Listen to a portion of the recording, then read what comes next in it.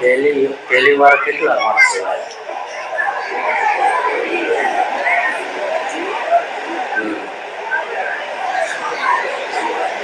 જોરાવા કેટલા આવ્યા?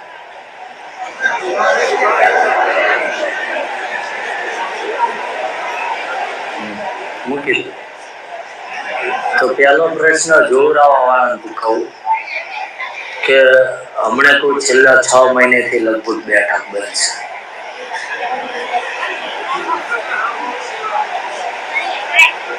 અને એ ખુલાસો આપી દઈશ કેમ બંધ કરી.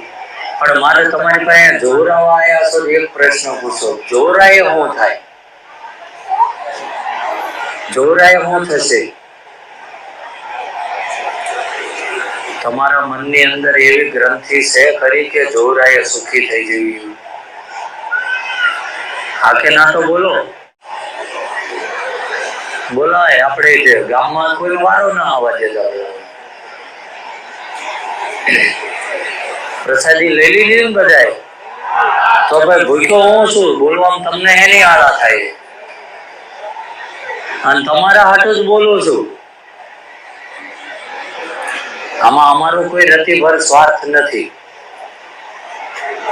સમજાય?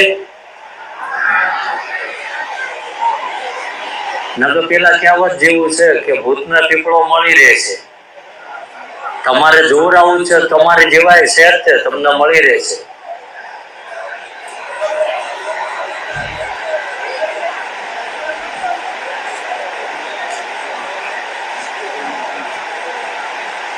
કે ક્યારે અમે આ ચમત્કાર કરીએ એવો દાવો ન કર્યો.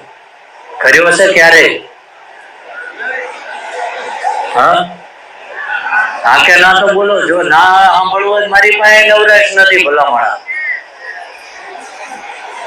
હા કે ના તો બોલો, તમને પૂછું છું. અને ઘણા માણસોના કામ થયા છે, ઘણા એટલે અસંખ્ય. કારણ કે આજ આ તમે બેઠા ને તો વરસાદના કારણે ઘણી સંખ્યા ઓછી છે. અમે તો એવું માની, પણ ઓછી નથી થવાની. હમણાં ખબર છે કે 11 વાગતા તો હજી એટલી થવાની જ છે. આ થોડું અમે વહેલું ચાલુ કરી દીધું વરસાદના હિસાબે. કેમ કે કોઈ દૂરથી આવ્યા હોય ને એને સલાહ સૂચન લઈને જવું હોય તો વરસાદના કારણે અટવાય નહીં. અને જે દૂર ના હોય, વાહન ના હોય, તો એની માટે રહેવાની વ્યવસ્થા છે, જેનો કોઈ ચાર્જ નથી. સમજાય? હવે કે હાથ ના બોલો. પણ માણસો શું કરે છે, ક્યાં લઈ જાય છે, મારે એનેથી કોઈ લેવા દેવા નથી. મારો કોઈ અંગત નથી, મારો કોઈ શત્રુ નથી. સમજાય? કે બીજા પાખંડ કરે છે ને અમે સત્યવાદી છીએ એવું નથી કહેતા. કે બધું ડિપેન્ડ તમારી ઉપર કરે છે, નક્કી તમારે કરવાનું. હું તો કહું છું 5 જગ્યાએ ચકાસો. સમજાય? કે જો કોઈ આપણું મફત કામ કરે તો ત્યાં રોકાઈ જવું. વાત બરોબર જ બોલું છું ને? અને અમે આ કરીએ છીએ એટલે કીધું કે તમે પાર્કિંગ થી લઈને પ્રસાદીની ડીશ લો ત્યાં લગીને જો તમારી પાસે કોઈ 5 પૈસા માંગે તો આ માથું ઉતારી ભોળાનાથના પગમાં નાખી દો.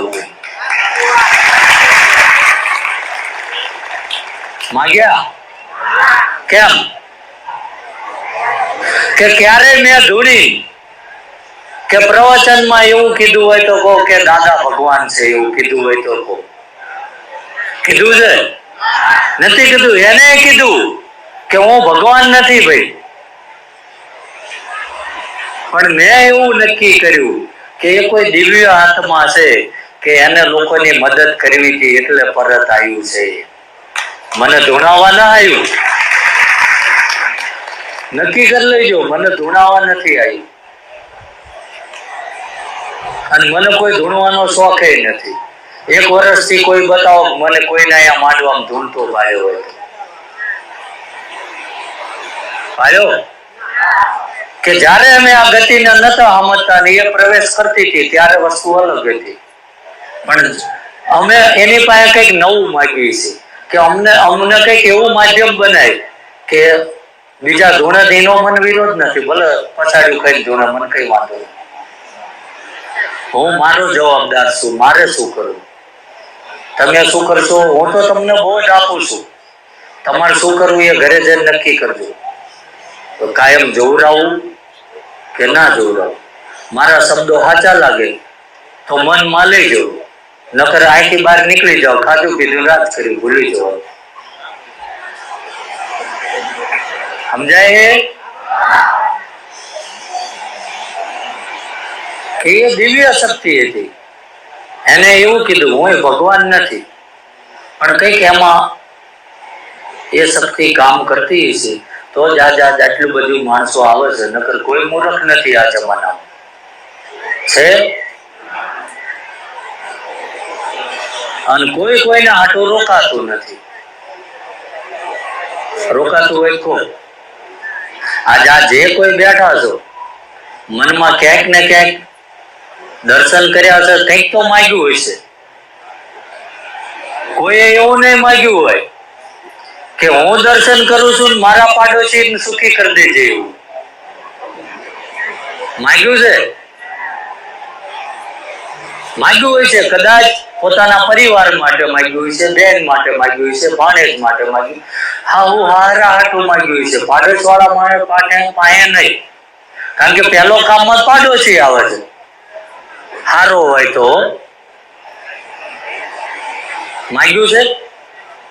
એમ પરમાત્મા એમ કે છે કે તમે અહીં આયા છો, આ ચેતના એવું કે છે, જે આ દિવ્ય આત્મા છે એ એવું કે છે કે અહીં તમે શું ઉદ્દેશથી આયા છો મને બધી ખબર છે. તો માગીને જલીલ હું કામ થાવ છો? સમજાય કે તમે શું કામ માટે આયા છો એ એને ખબર જ છે, છતાંય તમારું મન શું કે છે કે આ એકવાર બાપુને મળી લેવી કહી દેવી. તો બાપુ પાસે કોઈ ચમત્કાર નથી કર્યો, મેં કોઈ ચમત્કાર થયો? હા કે ના? તો બોલો મોઢા મગ ભર્યા. મને એમ થાય છે હું કોની આગળ આ બધું પ્રવચન આપું છું. જો તમારે જ નથી જાગવું તો હુઈ રહો ને, નવરાશ મારી પાસે નથી. જાઓ અંધશ્રદ્ધાની કતારમાં જાઓ, વેચો બાપાના 2-5 વીઘા પડ્યા વેચ નાખો. કે અસત્ય બોલું છું? હજુ મોઢા મગ ભર્યા હે. ગામમાં કોકની પંચાયત કરવા મારો ના આવવા દેતા.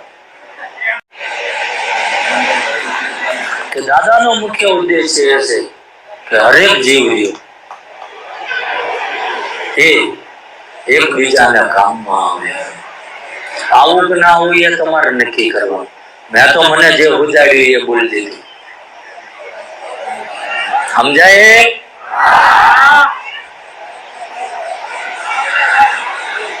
કે મુખ્ય ઉદ્દેશ એનો એ છે કે બને એટલા યુવા વર્ગ કે વડીલો કે વૃદ્ધો જે નશાના માર્ગે એટલે એક જ વસ્તુ બોલું છું, દારૂ, બીજું કઈ નથી બોલતો હું.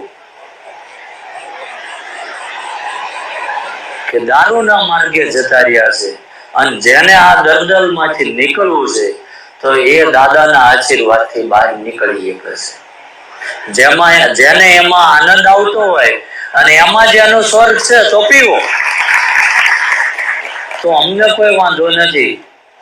શરીર ખલાસ થશે તમારું થશે, પરિવાર બરબાદ થશે તમારો થશે. આમાં અમારા બાપાનું કશું જવાનું નથી. જાય છે તો કોના બાપાનું એ તમે નક્કી કરજો.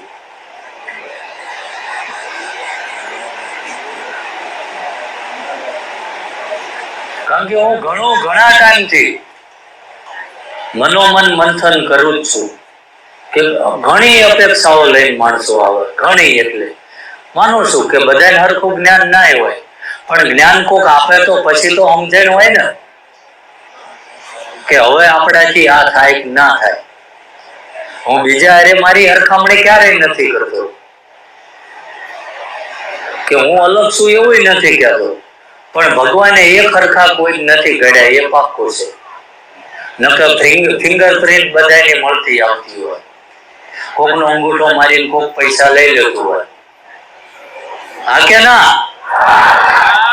એટલે ભગવાને ક્યાંક ને ક્યાંક બધા નોખા બનાયા હશે, આ પાક્કું છે. અને બીજા શું કરે છે એનાથી મારે નથી, કારણ કે મને ખબર છે જો બધું સત્ય બોલ નાખીશ ને તો આ બધા મળી મારી ઉપર હાવી થઈ જવાના છે. એટલે નહીં બોલું, બીજું આગળનું તમે સમજી જજો. સમજાય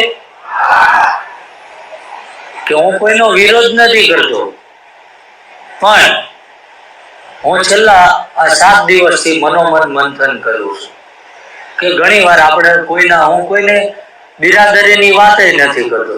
ક્યાંક જેવી તો કોક આપણને એમ કે તમને ફલાણો ગ્રહ નડે છે, આવું જ કહે છે ને, એના આટલા મંત્ર જાપ કરજો, એની ફલાણી વીટી પહોંચાડજો.